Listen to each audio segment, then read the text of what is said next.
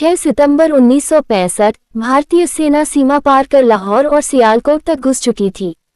भारत की कार्यवाही पाकिस्तान द्वारा कश्मीर में घुसपैठ का परिणाम थी। पाकिस्तान भारत से कश्मीर छीनने के लिए निकला था। उसकी हालत कुछ ही दिनों में लाहौर तक पहुंचने की हो चुकी थी। कश्मीर की ऊंची बर्फीली चोटियों से लेकर गुजरात के रन ऑफ कच्छ और राजस्थान की चिलचिलाती रेगिस्तान तक भारत और पाकिस्तान के बीच करीब 1.5 महीने तक जबरदस्त लड़ाई जारी रही। एक तरफ भारत था जो 3 साल पहले ही 1962 में चीन से जंग हार चुका था, तो दूसरी ओर पाकिस्तान था जो अमेरिका से एडवांस वेपन्स खरीदकर हवा में था और 17 सालों से कश्मीर छीनने के अधूरे ख्वाब को पूरा करने के लिए बेचैन था। पाकिस्तान द्वारा थोपे गए इस भीषण युद्ध में पाकिस्तान के पास भारत से कहीं ज्यादा बेहतर हथियार और लड़ाकू विमान थे, लेकिन भारतीय फौज ने अपनी बेहतर रणनीति, अदम्य साहस और मजबूत इरादों से पाकिस्तान को तोड़ जवाब देते हुए भारतीय तिरंगे को झुकने नहीं दिया। भारतीय सेना में ये जज्बा प्राइम मिनिस्टर लाल बहादुर शास्त्री ने भरा था। उन्होंने बीच युद्ध में देश को संबोधित करते हुए कहा, तलवार की नोक पर या एटम बॉम्ब के डर से कोई हमारे देश को झुकाना चाहे, दबाना चाहे, ये देश हमारा दबने वाला नहीं। अदम्य साहस के साथ भारतीय सेना ने न केवल भारतीय सीमाओं में घुस आए पाकिस्तान को जोरदार टक्कर दी, बल्कि पाकिस्तान के अंदर घुसकर उसे घुटनों पर ला दिया। भारतीय सेना ने दो तरफ से पाकिस्तान में दाखिल होते हुए कुछ ही दिनों में उसके कई जरूरी इलाकों को अपने कब्जे में ले लिया। इनमें स्ट्रेटेजिक रूप से बेहद इम्पोर्टेंट बुर्की विलेज भी शामिल था। इंडियन आर्मी ने जीत के प्रतीक के रूप में वहां के पुलिस स्टेशन के ऊपर इंडियन फ्लैग फहरा दिया, जहां से लाहौर का फासला केवल 14 किलोमीटर का ही रह गया था। लेकिन सोचने वाली बात यह है कि हमेशा डिफेंसिव अप्रोच अपनाने वाला भारत आखिर कैसे पाकिस्तान में घुसकर उसके इलाकों को अपने कब्जे में लेने लगा। भारत और पाकिस्तान के बीच आखिर 1965 का ये युद्ध हुआ ही क्यों था, और इस वॉर में अपर हैंड होने के बावजूद भारत क्यों सीज फायर के लिए राजी हो गया था। 1947 में भारत को अंग्रेजों से आज़ादी के लिए बंटवारे का दंश झेलना पड़ा। मुस्लिम लीग की अलग देश की मांग के कारण जहां पाकिस्तान अस्तित्व में आया, वहीं उस समय अंग्रेजों ने देश में मौजूद सभी प्रिंसली स्टेट्स को उनकी सुविधा के हिसाब से दोनों देशों में से किसी एक को चुनने या फिर इंडिपेंडेंट रहने का ऑप्शन दे दिया। जम्मू एंड कश्मीर के राजा हरि सिंह ने भारत और पाकिस्तान के साथ स्टैंड स्टिल एग्रीमेंट की पेशकश की और जम्मू एंड कश्मीर को एक इंडिपेंडेंट स्टेट डिक्लेयर कर दिया, लेकिन पाकिस्तान जम्मू एंड कश्मीर को अपने साथ मिलाने के लिए उतावला था। इसके लिए उसने पहले राजा हरि सिंह को डराया धमकाया। जब बात नहीं बनी तो 22 अक्टूबर 1947 को पाकिस्तान की सेना ने कबायली लड़ाकों के साथ मिलकर कश्मीर पर हमला कर दिया। हजारों की तादाद में मासूम लोग मारे गए, सड़कें खून से रंग गईं। ऐसे में बचने का कोई मौका न देख हरि सिंह ने भारत से मदद मांगी। भारत मदद के लिए अपनी सेना को जम्मू एंड कश्मीर तभी भेज सकता था जब वो ऑफिशियल इंडिया का पार्ट होता। इसलिए राजा हरि सिंह ने 26 अक्टूबर 1947 को इंस्ट्रूमेंट ऑफ एक्सेशन साइन किया, जिसके बाद जम्मू एंड कश्मीर भारत का एक अभिन्न अंग बन गया। इसके बाद भारतीय सेना कश्मीर में घुसकर कार्रवाई करने लगी और पाकिस्तानी घुसपैठियों को बाहर खदेड़ने लगी, लेकिन तब भी कश्मीर का काफी हिस्सा पाकिस्तान के कब्जे में था। इसे जल्दी सुलझाने के लिए प्राइम मिनिस्टर पंडित नेहरू ने इसे यूनाइटेड नेशन में ले जाने का फैसला किया। यूएन ने रेजोल्यूशन 47 पारित किया और दोनों देशों के बीच लाइन ऑफ कंट्रोल तय की। 1 जनवरी 1949 को दोनों देशों के बीच सीज फायर डिक्लेयर किया गया। इसके बाद भारत के पास जम्मू और कश्मीर का 2/3 हिस्सा ही रह सका, जबकि बाकी 1/3 हिस्से पर पाकिस्तान का कब्जा हो गया। इसे पाकिस्तान ऑक्यूपाइड कश्मीर पॉक कहा जाता है। इसके बाद भी पाकिस्तान की ओर से रह रहकर कश्मीर में उकसावे भरे घुसपैठ किए जाते रहे। 1960 तक चीन ने भारत के अक्साई चिन और अरुणाचल प्रदेश पर अपना क्लेम करना शुरू किया और धीरे धीरे अपनी सेना को भारतीय सीमा के पास मोबिलाइज करने लगता था, जिसके 2 साल बाद ही 20 अक्टूबर 1962 को चीनी सेना लद्दाख और अरुणाचल प्रदेश में घुस पड़ी। भारतीय सीमा में घुसने से दोनों देशों के बीच एक घमासान लड़ाई शुरू हो गई। इंडियन आर्मी काफी बहादुरी से लड़ी, लेकिन इस वॉर में इंडिया को हार का सामना करना पड़ा। इस युद्ध में मिली हार के बाद भारतीय सेना ट्रांजिशन फेज से गुजर रही थी। वॉरफेयर टैक्टिक्स और प्लानिंग बदली जा रही थी। इंडियन गवर्नमेंट द्वारा न्यू और एडवांस वेपन्स खरीदने के लिए बाहरी देशों का रुख किया जा रहा था। एक तरफ भारत अपनी सुरक्षा को लेकर काफी सोच विचार में लगा हुआ था, तो दूसरी तरफ अमेरिका और सोवियत यूनियन कोल्ड वॉर के बीच साउथ एशिया के देशों को अपने पाले में लाने का प्रयास कर रहे थे। लेकिन भारत ने किसी भी गुट का हिस्सा न बनने का फैसला किया और न्यूट्रल रहने का निर्णय लिया। फिर भी मिलिट्री इक्विपमेंट की डील सोवियत यूनियन से की। ये बात अमेरिका को पसंद नहीं आई। अमेरिका का फायदा सीधे सीधे पाकिस्तान उठाना चाहता था। उस समय तक सोवियत एशिया के कई हिस्सों में अपने इन्फ्लुएंस को बढ़ा चुका था। अमेरिका की नज़र ऐसे देशों पर थी जहां वह अपनी पकड़ बनाकर एशिया में बढ़ते सोवियत इन्फ्लुएंस को काउंटर कर सके। ऐसे में अमेरिका को साउथ एशिया में पाकिस्तान सबसे फायदे का देश लगा। दोनों देशों के बीच जल्द ही मजबूत रिश्तों की शुरुआत हो गई। इस दौरान अमेरिका पाकिस्तान को बड़े पैमाने पर इकोनॉमिक और मिलिट्री एड देने लगा, जिससे पाकिस्तान की आर्मी के पास काफी एडवांस वेपन्स हो गए, जो उस समय इंडियन आर्मी के वेपन से कहीं बेहतर थे। अमेरिका से सप्लाई होने वाले हथियारों में शामिल थे पैटर्न टैंक्स, F-86 सेबर और F-14 स्टार फाइटर जैसे लड़ाकू विमान। अपनी इस बढ़ती ताकत से पाकिस्तान को पंख लग गए थे। वह फिर से कश्मीर को पाने का ख्वाब देखने लगा। उस समय पाकिस्तान के प्रेसिडेंट जनरल मोहम्मद अयूब खान थे, जो 1958 में मिलिट्री कू करके सत्ता पर काबिज हुए थे। तभी से पाकिस्तान में कॉन्स्टिट्यूशन को डिजॉल्वेशन लॉ लगा दिया गया। इस कारण सेना की मर्जी के बिना पाकिस्तान में पत्ता भी नहीं हिल सकता था। इस ज्यादती से पाकिस्तान की जनता में अयूब खान के खिलाफ गुस्सा था, इसलिए वो कश्मीर पर हमला कर जनता का ध्यान भटका सकते थे। सबसे पहले 1964 में पाकिस्तान में कश्मीर पब्लिसिटी कमेटी बनाई गई।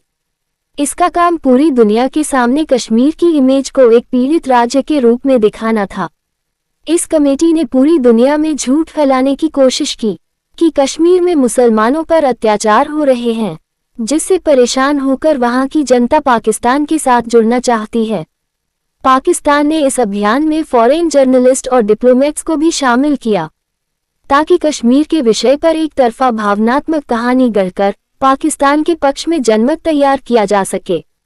इसके बाद पाकिस्तानी गुंडों ने लोकल लोगों को भारत के खिलाफ भड़काना शुरू कर दिया। भारत के लिए ये स्थिति खतरनाक थी। दोनों देशों के बिगड़ते रिश्तों के बीच 27 मई 1964 को प्राइम मिनिस्टर पंडित जवाहरलाल नेहरू की डेथ हो गई। उनके बाद बेहद सादगी और अहिंसा के मार्ग पर चलने वाले लाल बहादुर शास्त्री भारत के प्राइम मिनिस्टर बने। भारत की यह सिचुएशन पाकिस्तान को एक मौके के रूप में दिखाई दी। अयूब खान ने लाल बहादुर शास्त्री को एक कमजोर प्राइम मिनिस्टर के तौर पर आंका।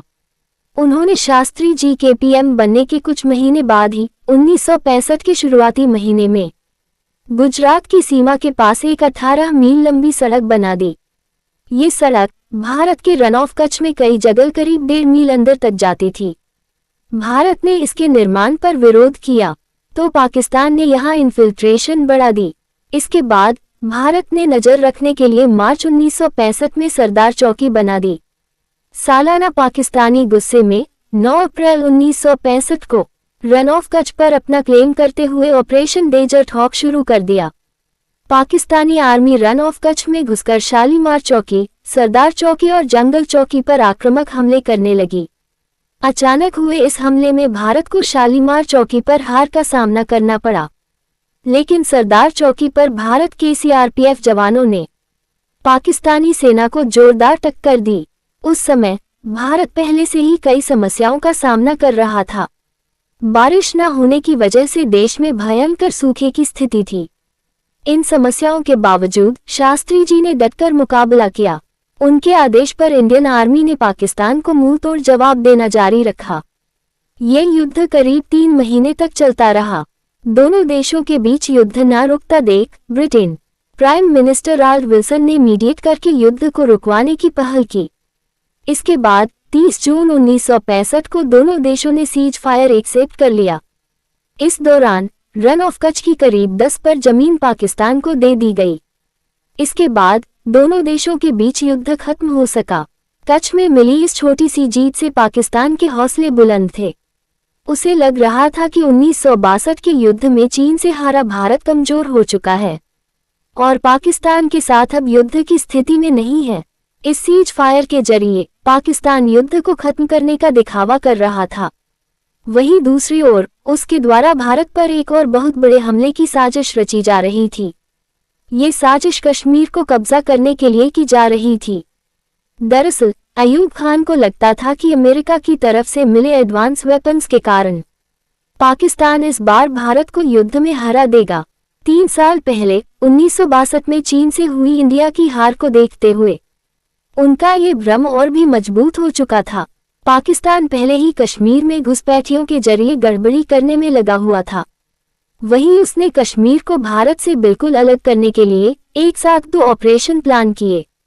पहला ऑपरेशन जिब्राल्टर था। इसके जरिए पाकिस्तान कश्मीरी मुसलमानों को इंडिया के खिलाफ करके कश्मीर में एंटी इंडिया रिव शुरू करना चाहता था, ताकि पाकिस्तान इस दौरान गोरिल्ला ग्रुप्स की मदद से कश्मीर में इम्पोर्टेंट नोडल पॉइंट्स को कब्जे में ले सके। दूसरा प्लान ऑपरेशन ग्रांड स्लैम था। इसके जरिए पाकिस्तान जम्मू कश्मीर की स्ट्रेटेजिकली सबसे इम्पोर्टेंट हिस्से अखनूर को कब्जा करना चाहता था, ताकि कश्मीर और भारत के बीच का कनेक्शन कट ऑफ हो जाए और फिर वह कश्मीर पर कब्जा कर ले। पाकिस्तान में इन ऑपरेशंस के लिए लगभग 30,000 सैनिकों को विशेष रूप से ट्रेन किया गया। पाकिस्तान भारत से बिना लंबा युद्ध किए जीत हासिल करना चाहता था। ऑपरेशन को शुरू करने से पहले वह खुफिया जानकारी जुटाने और वहां की इम्पोर्टेंट लोकेशन की पहचान के लिए अपने हजारों सैनिकों और मिलिटेंट्स को कश्मीर में भेजने लगा। सभी को कश्मीरियों की तरह कपड़े पहनाकर भेजा गया, ताकि वह वहां की जनता के साथ आसानी से घुल मिल सके, लोकल लोगों को अपनी बातों में फंसाकर उनका सपोर्ट हासिल कर सके। ये सभी पाकिस्तानी 1 महीने तक कश्मीर में जरूरी जानकारी जुटाते रहे। इसे पाकिस्तान में बैठे अपने आकाओं तक पहुंचाते रहे। जरूरी इंटेल हासिल कर पाकिस्तान ने ऑपरेशन के लिए 8 से 10 highly trade special gorilla units बनाई, जिनका नाम गजनवी, बाबर और कासिम जैसे फेमस मुस्लिम शासकों के नाम पर रखा गया। पूरी तैयारी के बाद 5 अगस्त 1965 को पाकिस्तान ने ऑपरेशन जिब्राल्टर की शुरुआत कर दी। करीब 30,000 पाकिस्तानी सैनिक भारतीय सीमा में घुसने लगे। उन्हें कश्मीर के पीर पंजाल, गुलमर्ग, उरी और बारामुल्ला जैसे ऊंचे इलाकों को कब्जे में लेने का ऑर्डर था, ताकि इंडिया को इस घुसपैठ की खबर लगने से पहले पाकिस्तानी आर्मी के पास पीक पॉइंट्स पर कब्जा होने का एडवांटेज हो। पाकिस्तान का इतिहास रहा है कि वह वॉर की स्ट्रेटेजी तो ठीक बनाता है, लेकिन जब एग्जीक्यूशन की बारी आती है उसका सारा प्लान चौपट हो जाता है। ऐसा ही तब देखने को मिला। पाकिस्तानी सैनिक और उनके घुसपैठिए इस उम्मीद से कश्मीर में घुसे कि कश्मीरी लोग पाकिस्तान को सपोर्ट करेंगे, लेकिन जैसे ही ऑपरेशन की शुरुआत हुई इसकी हवा निकल गई। पाकिस्तानी घुसपैठिए पंजाबी बोलते थे, जबकि कश्मीर में डोगरी भाषा बोली जाती है। इस कारण जब भी वह लोकल लोगों से बात करते, वहां के लोग उन्हें पहचान लेते। इस तरह पाकिस्तान के प्लान का पर्दाफाश होने में जरा भी वक्त नहीं लगा। लोकल लोगों ने पाकिस्तान के इस घुसपैठ की खबर इंडियन आर्मी को दे दी। इसके बाद इंडियन आर्मी ने अलर्ट होते हुए जम्मू कश्मीर के चप्पे चप्पे में छानबीन की। पाकिस्तानी घुसपैठियों को चुन चुनकर एलिमिनेट करना शुरू किया। जल्दी ही सैकड़ों पाकिस्तानी घुसपैठिए न्यूट्रलाइज कर दिए गए। साथ ही उनमें से 4 को जिंदा पकड़ लिया गया। इंडियन आर्मी ने जब इनसे सख्ती की तो चारों ने पाकिस्तान के पूरे ऑपरेशन के कच्चे चिट्ठे खोलकर रख दिए। ऑपरेशन जिब्राल्टर के दौरान पाकिस्तानियों की मंशा हमले के बीच एक radio station voice of Kashmir शुरू करने की भी थी। इसके जरिए ये झूठ फैलाना था कि कश्मीर के लोगों ने हिंदुस्तान से बगावत कर दी है और कश्मीर भारत से अलग हो चुका है। इस दौरान खबरें रेडियो पर प्रसारित हुईं, लेकिन पाकिस्तान से नहीं बल्कि भारत के ऑल इंडिया रेडियो के जरिए, जिस पर पाकिस्तान की इन करतूतों को पूरी दुनिया के सामने लाकर रख दिया गया। इंडियन आर्मी पाकिस्तानी घुसपैठियों को खदेड़ते हुए जम्मू कश्मीर के स्ट्रैटेजिक पॉइंट्स को उनसे फ्री करती जा रही थी। इंडियन आर्मी की यह कार्यवाही अगस्त के अंतिम दिनों तक जारी रही। 26 अगस्त 1965 को भारतीय सेना ने पीओके के अंदर घुसकर हाजी पीर पास पर हमला किया। पीओके का हाजी पीर पास वह इलाका था जहां से पाकिस्तान की तरफ से इन्फिल्ट्रेशन होता था। भारतीय सैनिकों ने पहाड़ी और दुर्गम रास्तों को पार करते हुए पाकिस्तानी ठिकानों को नेस्तानाबूद किया। 3 दिनों की लगातार लड़ाई के बाद 28 अगस्त को हाजी पीर पास पर भारत ने अपना कंट्रोल जमा लिया। हाजी पीर पास पर भारत की जीत से पाकिस्तान के घुसपैठ के सभी रास्ते बंद हो गए। घुसपैठी उल्टे पांव पाकिस्तान भागने को मजबूर हो गए। भारत से बुरी तरह मात खाने के बाद भी पाकिस्तान बाज नहीं आया। ऑपरेशन के फेल होने के अगले दिन ही उसने second plan operation grand slam launch किया। इस बार पाकिस्तान की नज़र जम्मू कश्मीर के अखनूर क्षेत्र पर थी।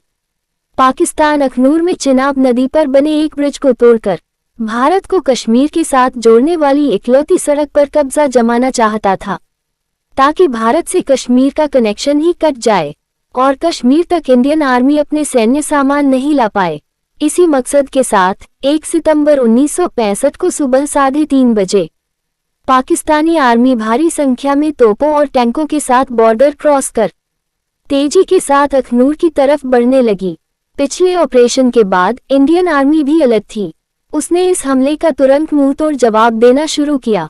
4 इंडियन इन्फेंट्री बटालियंस अपने AA-13 टैंकों के साथ पाकिस्तानी टैंकों को आगे बढ़ने से रोकने में लगी, लेकिन उनके लिए पाकिस्तान के M47 और M48 पैटर्न टैंकों से मुकाबला करना मुश्किल हो रहा था। पाकिस्तान के पास अमेरिका के एडवांस और स्ट्रांग पैटर्न टैंक थे, जबकि भारत के पास थोड़े कम इफेक्टिव AA-13 और कम मात्रा में सेंचुरियन M के 7 टैंक थे। इस कारण धीरे धीरे पाकिस्तानी आर्मी अपनी पोजीशन मजबूत करती चली गई। सुबह 9 बजे तक पाकिस्तानी आर्मी ने छम को अपने कब्जे में ले लिया। जमीनी लड़ाई में भारी पड़ रहे पाकिस्तानियों को सबक सिखाने का भारत के पास एक ही असरदार ऑप्शन था, इस युद्ध में इंडियन एयरफोर्स की एंट्री करवाना। हमले के पहले ही दिन डिफेंस मिनिस्टर यशवंत राव छव ने एयर मार्शल अर्जन सिंह और army chief general JN Chaudhary के साथ मीटिंग की। इसके बाद एयरफोर्स को युद्ध में शामिल करने का फैसला लिया गया। इंडियन एयरफोर्स के 12 डी हेवी लैंड वेम्पायर्स और 14 डसॉल्ट मिस्ट लड़ाकू विमान पठानकोट एयर बेस से छम की ओर टेक ऑफ कर गए।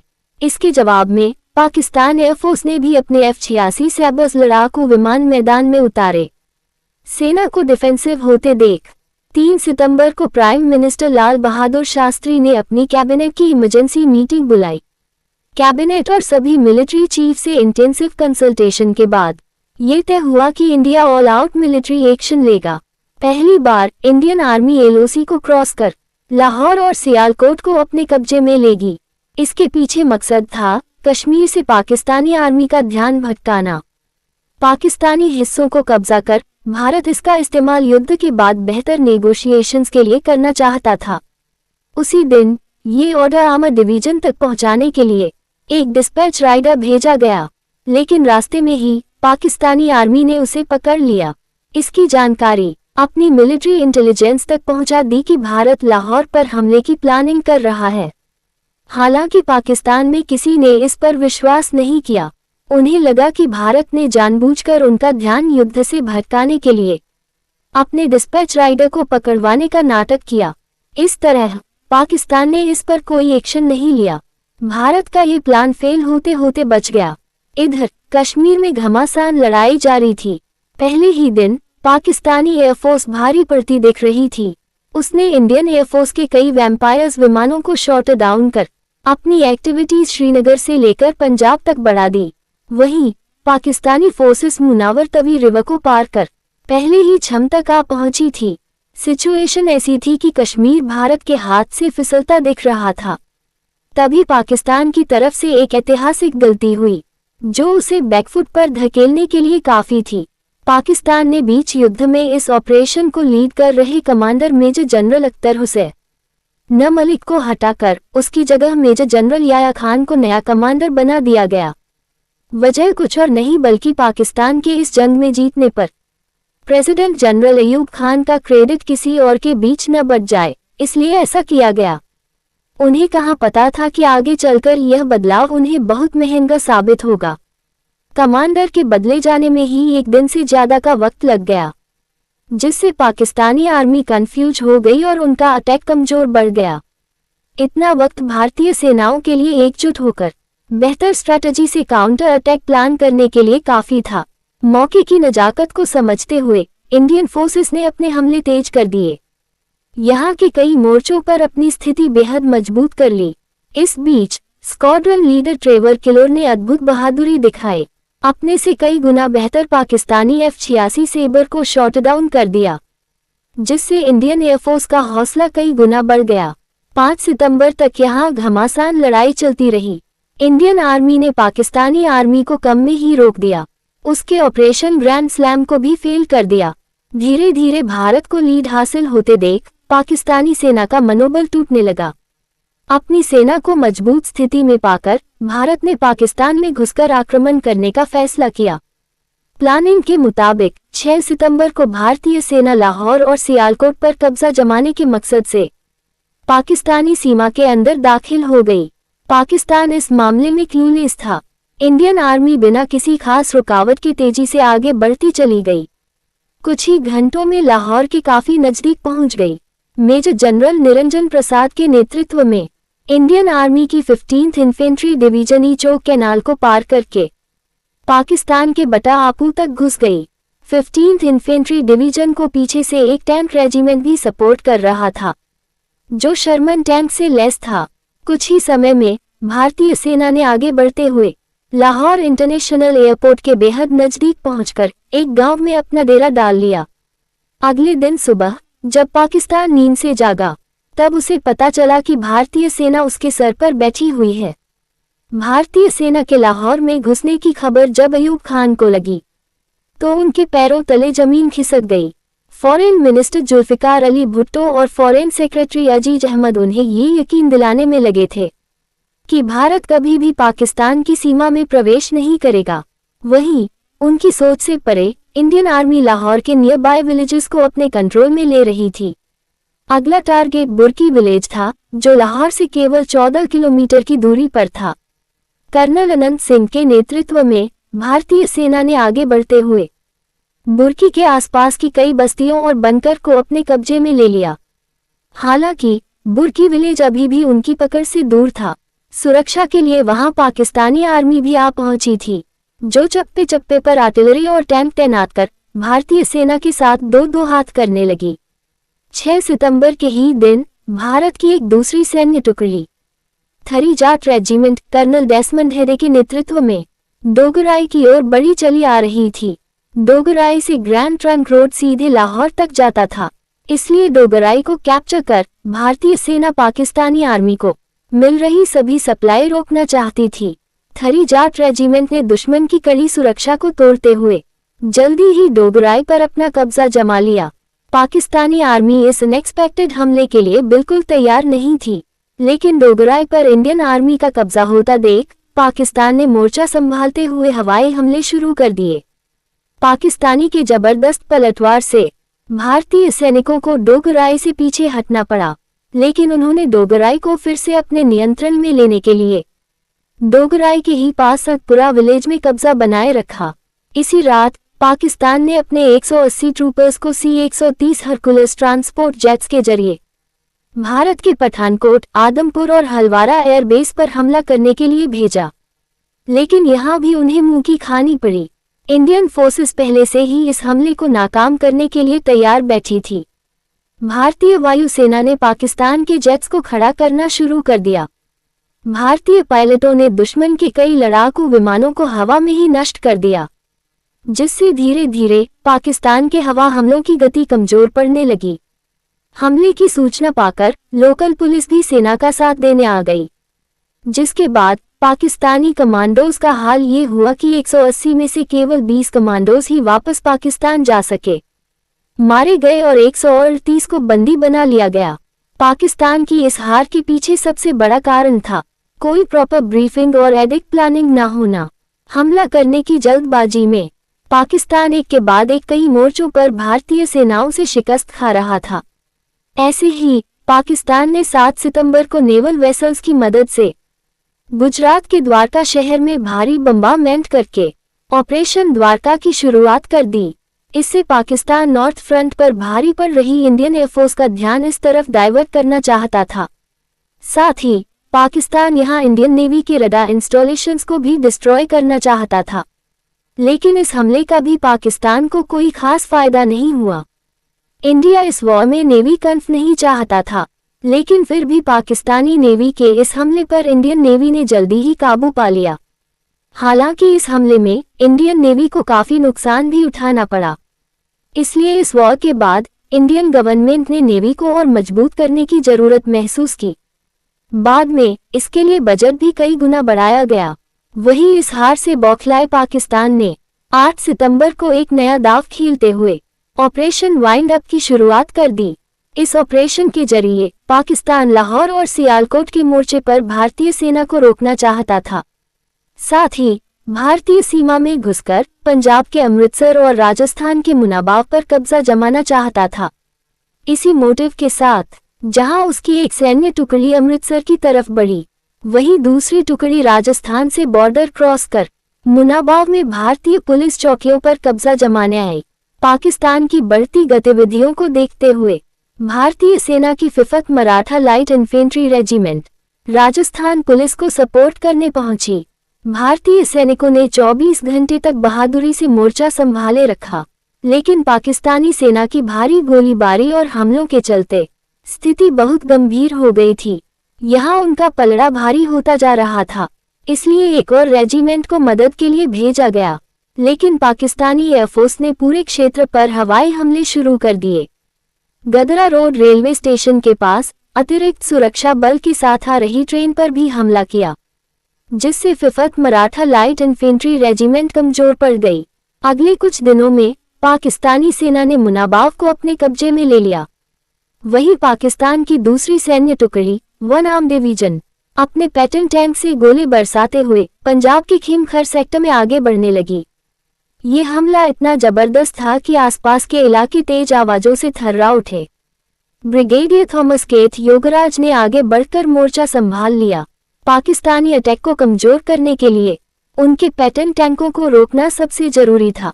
ब्रिगेडियर थॉमस केथ योगराज ने इसके लिए शानदार प्लान तैयार किया। सबसे पहले उन्होंने एयर सपोर्ट की मांग की। भारतीय पायलटों ने आर्मी को बैकअप देने के साथ साथ दुश्मनों के टैंकों को रॉकेट्स के सहारे बर्बाद करना शुरू कर दिया। इसके बाद ब्रिगेडियर ने खेमकरन के खेत में पानी भरने के लिए वहां की एक नहर खोल दी। इससे मिट्टी कीचड़ में बदल गई और पाकिस्तानी टैंक फंसकर अपनी तेजी खो बैठे। इंडियन फोर्सेस ने इसका फायदा उठाते हुए दुश्मन और उसके टैंकों पर जोरदार धावा बोला। इस तरह 9 सितंबर तक इंडियन फोर्सेस ने खेमकरन गांव में अपनी स्थिति मजबूत कर ली। यहां मेजर अब्दुल हामिद ने अद्भुत वीरता दिखाई। अपनी जीप में सवार होकर पाकिस्तानी टैंकों को कमजोर हिस्सों पर निशाना लगाया। एक दिन के भीतर उन्होंने अकेले ही 7 पैटर्न टैंकों को बर्बाद कर दिया। लेकिन 10 सितंबर को वह एक पाकिस्तानी पैटर्न टैंक के गोले का शिकार होकर शहीद हो गए।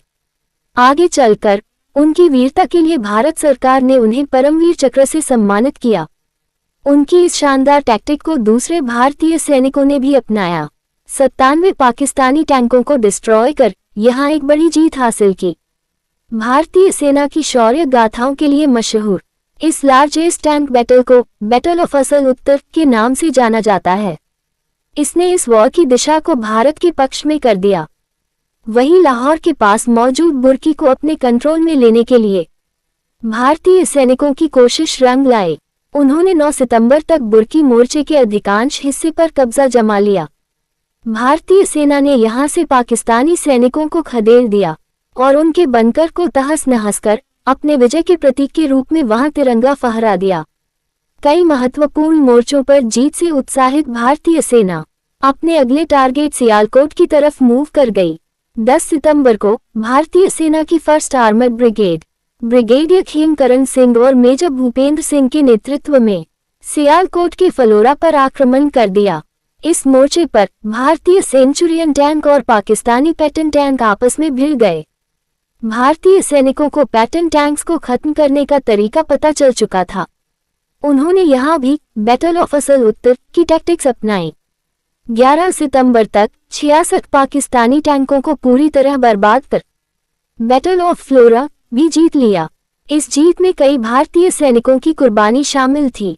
साथ ही मेजर भूपेंद्र सिंह भी गंभीर रूप से घायल हो गए। उन्हें ट्रीटमेंट के लिए दिल्ली लाया गया। शास्त्री जी खुद उनसे मिलने गए। मेजर भूपेंद्र सिंह की आंखों से आंसू निकल आए। जब कारण पूछा गया तो उन्होंने कहा, आंसू मेरे दर्द के लिए नहीं, बल्कि खड़े होकर अपने प्राइम मिनिस्टर को सल्यूट न कर पाने की वजह से हैं। मेजर भूपेंद्र सिंह को बचाया नहीं जा सका। बाद में उनकी बहादुरी के लिए उन्हें महावीर चक्र से सम्मानित किया गया। जारी युद्ध के बीच भारत डिप्लोमेटिक लेवल पर भी काम कर रहा था। यूएन सीज फायर कर इस युद्ध को रोकना चाहता था, लेकिन भारत और पाकिस्तान दोनों ही इसके लिए राजी नहीं थे। यूएन सेक्रेटरी जनरल यू थांट दोनों देशों का दौरा कर युद्ध रोकने का प्रयास कर रहे थे। यूएन के सीज फायर प्रपोजल को ध्यान में रखते हुए 13 सितंबर को शास्त्री जी ने कैबिनेट और सभी सेना प्रमुखों के साथ इमरजेंसी मीटिंग की। यहाँ चर्चा हुई कि अगर भारत सीज फायर के लिए राजी हो जाता है तो देश को कितना फायदा और कितना नुकसान हो सकता है। भारत उस समय काफी अच्छी पोजीशन में था। भारतीय सेना ने पाकिस्तान के अंदर घुसकर कई इलाकों पर कब्जा कर लिया था। इसलिए कैबिनेट ने शास्त्री जी को सीज फायर न करने की सलाह दी। भारत ने युद्ध जारी रखने का निर्णय लिया। तब तक भारतीय सेना सियालकोट सेक्टर के चाविंडा को कब्जे में लेने के लिए काम कर चुकी थी। 14 सितंबर को भारतीय सेना ने कर्नल अटारा पोए की अगुवाई में चाविंडा पर हमले शुरू किए। कई दिनों तक घमासान लड़ाई चली, लेकिन जीत या हार का फैसला नहीं हो सका। दोनों ओर से सैकड़ों सैनिक शहीद हुए, सैकड़ों टैंक धराशायी हो गए। Indian army chief J N. Chaudhuri Chawinda पर कब्जा करना चाहते थे। ये लोकेशन लाहौर और सियालकोट को कनेक्ट करती थी। इंडिया की जीत से पाकिस्तान अलग थलग पड़ जाता और उसे इंडिया की शर्तों पर नेगोशिएशन के लिए राजी होना पड़ता। भीषण युद्ध के बीच यूनाइटेड नेशन ने 20 सितंबर को रेजोल्यूशन 211 पास किया। दोनों देशों से सीज फायर करने की अपील की। यूएन की मांग को ध्यान में रखते हुए prime minister Lal Bahadur Shastri army chief J N. Chaudhuri से मिले। उन्होंने पूछा कि अगर युद्ध कुछ दिन और चलता रहा तो क्या भारत को शानदार जीत मिल सकती है। 13 सितंबर को अपनी जीत को लेकर जे.एन. चौधरी कोई संतोषजनक जवाब नहीं दे पाए। ये युद्ध पूरी तरह किसी के पाले में नहीं था, लेकिन भारत को बढ़त जरूर हासिल थी। इस वॉर के चलते पाकिस्तान के कंट्रोल में इंडिया की 550 स्क्वायर किमी टेरिटरी थी। भारत ने पाकिस्तान के 1920 स्क्वायर किमी इलाकों को कब्जे में ले लिया था। इस बढ़त के बावजूद कई फैक्टर्स थे जो वॉर पर इम्पैक्ट डाल रहे थे। इस वजह से भारत ने यूएन द्वारा प्रपोज किए सीज फायर को पहले एक्सेप्ट कर सबको हैरान कर दिया। जीत की स्थिति में होने के बावजूद भारत ने सीज फायर एक्सेप्ट किया। इसके पीछे कई कारण थे। पहला मुख्य कारण देश की इकोनॉमिक कंडीशन थी। 3 साल में 2 युद्ध करने से भारत की इकोनॉमिक कंडीशन काफी खराब हो गई थी। युद्ध लंबा खींचने से यह स्थिति और खराब हो सकती थी। देश के लगभग हर सेक्टर पर युद्ध का बुरा प्रभाव पड़ रहा था। इस समय गेहूं की पर्याप्त सप्लाई के लिए भारत अमेरिका की PL 480 स्कीम पर डिपेंडेंट था। युद्ध और अमेरिकी धमकियों से भारत में खाने पीने के सामानों की कीमतें आसमान छूने लगी। 1962 के युद्ध के बाद भारत का डिफेंस बजट काफी बढ़ गया था। 1964 में चीन द्वारा न्यू टेस्टिंग के बाद भारत ने अपना न्यूक्लियर प्रोग्राम शुरू किया, जिससे डिफेंस बजट बढ़कर गवर्नमेंट की कुल स्पेंडिंग का करीब 28% तक पहुंच गया। युद्ध लंबा खींचने से यह स्पेंडिंग और बढ़ सकती थी, जिससे देश की इकोनॉमिक कंडीशन काफी खराब हो सकती थी। ऐसे हालात न बन जाए, इसलिए finance minister Tiruvellore Krishnamachari और food and agriculture minister Chidambaram Subramaniam समेत कई मिनिस्टर्स ने प्रधानमंत्री शास्त्री जी को सीज फायर एक्सेप्ट करने की सलाह दी। सीज फायर एक्सेप्ट करने का दूसरा कारण था इंडिया का इंटरनेशनल लेवल पर डिप्लोमेटिक रूप से अकेला पड़ना। इस लड़ाई के दौरान दुनिया का कोई भी देश खुलकर भारत की सपोर्ट में नहीं आया। यहाँ तक कि सोवियत यूनियन भी न्यूट्रल था। भारत पर सीज फायर एक्सेप्ट करने का डिप्लोमेटिक प्रेशर डाल रहा था। वहीं पाकिस्तान के साथ अमेरिका और चीन खड़े थे। चीन तो कई बार युद्ध के लिए भारत को जिम्मेदार ठहरा चुका था। बीच युद्ध में चीन ने अपनी सेना को मोबिलाइज कर सीमा पर गोलीबारी भी की। तीसरा कारण यह था कि 14 सितंबर के बाद भारत को कोई बड़ी जीत नहीं मिली थी। फलोरा पर जीत के बाद भारतीय सेना चाविंदा को जीतने के लिए आगे बढ़ी, लेकिन 5 दिन की घमासान लड़ाई के बावजूद भारतीय सेना इसे अपने कब्जे में नहीं ले पाई। चौथा कारण आर्मी चीफ JN चौधरी द्वारा बताए गए गलत आंकड़े थे। UN के 20 सितंबर वाले सीज फायर प्रपोजल के दौरान चौधरी ने बिना वेरीफाई किए कहा कि भारतीय सेना के वेपन्स लगभग खत्म हो चुके हैं। वास्तव में उस समय भारत ने अपने वॉर रिजर्व का केवल 14% हिस्सा इस्तेमाल किया था। पांचवा कारण ये था कि UN, अमेरिका और सोवियत यूनियन भारत और पाकिस्तान दोनों पर सीज फायर का प्रेशर बना रहे थे। शास्त्री जी का मानना था कि अगर भारत आगे से सीज फायर डिक्लेयर करेगा तो यह इंटरनेशनल लेवल पर एक अच्छा मैसेज जाएगा और भारत के लिए डिप्लोमेटिक जीत होगी। उनका अनुमान था कि इसके बाद भी पाकिस्तान सीज फायर करने में आनाकानी करेगा। ऐसे में पाकिस्तान द्वारा युद्ध जारी रखने पर भारतीय सैनिकों द्वारा मुंह तोड़ जवाब दिया जाएगा। इन सभी बातों को ध्यान में रखते हुए भारत ने 21 सितंबर को सीज फायर एक्सेप्ट कर युद्ध पर विराम लगाने की पहल की। जैसा कि शास्त्री जी का अनुमान था, भारत के सीज फायर एक्सेप्ट करने के बाद भी पाकिस्तान राजी नहीं हुआ। भारतीय सेना ने लड़ाई जारी रखते हुए डोगराई को फिर से अपने कब्जे में लेने के लिए आगे बढ़ा दिया। इससे इंडियन मिलिट्री के इतिहास की सबसे ब्लडिस्ट बैटल की शुरुआत हुई। ब्रिगेडियर डेसमंड हेडे ने अपनी सैन्य टुकड़ियों के साथ 21 सितंबर की रात को ही डोगराई पर जोरदार और निर्णायक हमला कर दिया। डोगराई इचोगिल कैनाल के पूर्वी किनारे पर Amritsar Lahore grand trunk road पर सिचुएटेड था। स्ट्रेटेजिकली काफी इम्पोर्टेंट था। डोगराई को कब्जे में लेने से भारत इस जंग में और अच्छी पोजीशन में पहुंच जाता। 6 सितंबर के बाद से भारतीय सेना इसे जीतने के कई प्रयास कर चुकी थी, लेकिन सफल नहीं हो पाई थी। पाकिस्तान ने अपनी पूरी ताकत झोंक दी थी। सैनिक तादाद में भारतीय सैनिकों से लगभग डबल थे। जगह जगह पाकिस्तानी टैंक्स तैनात थे। डेसमंड हेडे ने अपनी सेना का मनोबल बढ़ाते हुए कहा, एक भी आदमी पीछे नहीं हटेगा, जिंदा या मुर्दा, अब हम सब डोगराई में ही मिलेंगे। उनके जोशीले अंदाज से भारतीय सेना का मनोबल काफी बढ़ा। रात के करीब 12 बजे अंधेरे का फायदा उठाकर भारतीय सैनिकों ने 2 अलग दिशाओं से डोगराई को घेर लिया। पहली बार में भारतीय टुकड़ी को ज्यादा सफलता नहीं मिली, क्योंकि पाकिस्तान की सेना पहले से ट्रेंचेज में छुपी थी और वहीं से लगातार भारतीय सेना पर गोलीबारी कर रही थी। भारतीय सेना के लिए उन्हें खायों से निकालना जरूरी था। जल्दी ही 3 जाट रेजिमेंट के वीर सपूत खायों में घुस गए। बंदूकों और गोले बारूद से लड़ी जा रही लड़ाई अब हाथों और पैरों से भी लड़ी जाने लगी। कई घंटों तक दोनों सेनाओं के बीच हाथापाई चलती रही। इस दौरान भारतीय सेना ने पाकिस्तान के कमांडर सहित 108 सिपाहियों को जिंदा पकड़ लिया। दोनों ओर से सैकड़ों जवान शहीद हुए। भारतीय सेना ने 308 पाकिस्तानी सैनिक को मार गिराया। बदले में भारत के 86 सैनिक अपने देश के लिए कुर्बान हुए। इसी के चलते 22 सितंबर की सुबह 6 बजे तक भारतीय सेना ने डोगराई पर कब्जा कर वहां भारतीय तिरंगा फहरा दिया। भारत अब लाहौर जीतने के एकदम करीब पहुंच चुका था। इसके लिए यहां अपने टैंकों को भी मोबिलाइज करना शुरू कर दिया।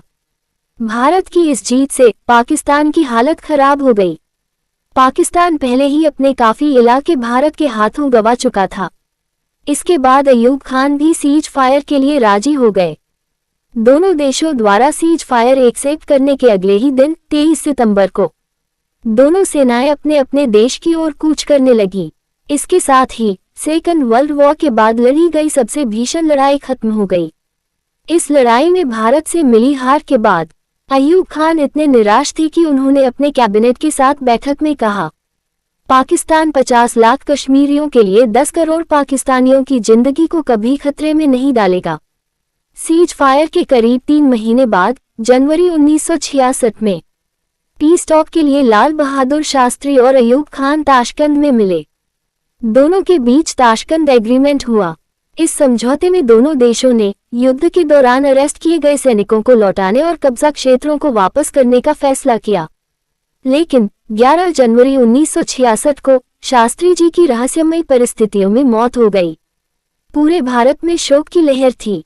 हर कोई जानना चाहता था कि उनकी अचानक मौत का कारण क्या था। बाद में उनकी मौत को हार्ट अटैक बताया गया, लेकिन कई एक्सपर्ट और भारत का एक बड़ा वर्ग इसे झूठ मानता है। दशकों से उनकी मौत के पीछे किसी साजिश का अंदेशा जताया जाता रहा। अमेरिकन इंटेलिजेंस एजेंसी के डायरेक्टरेट ऑफ ऑपरेशंस में उस वक्त सेकंड इन कमांड रहे रॉबर्ट क्राउली ने एक इंटरव्यू में कन्फेस किया कि लाल बहादुर शास्त्री की मौत के पीछे CIA का हाथ था। ग्रेगरी डगलस की book conversation with the crow में भी इसे डिटेल से डिस्क्राइब किया गया है। शास्त्री जी हमें छोड़कर चले गए, लेकिन उन्होंने अपने पीछे 1965 में साहसिक और मजबूत इरादों की महान यादें छोड़ दी। इनकी बदौलत भारत ने पाकिस्तान के लाहौर और सियालकोट तक जीत हासिल की। पाकिस्तान को भारतीय सीमा से उल्टे पांव भागने पर मजबूर होना पड़ा।